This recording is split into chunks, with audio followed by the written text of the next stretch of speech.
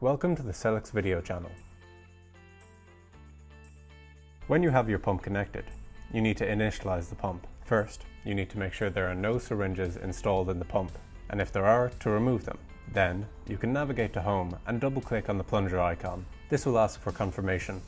Once you've confirmed, the pump will initialize. Here we'll look at setting the syringe type for your Exego pump. This can be done by navigating to Home and double-clicking on the syringe icon. Here, the syringe selector window will appear. Click on your desired syringe, click Set, and you're ready to go. If you have a custom syringe that's not in the drop-down menu, you can specify it in the software.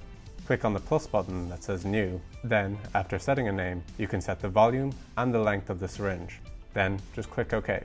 If you want to save your changes, you can click the Save icon.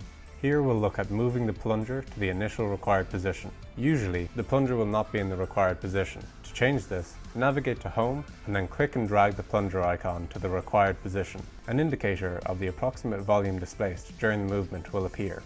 If you want to learn more about our microfluidic solutions, check out our website at wearecellix.com or contact us using the info on screen or in the description below.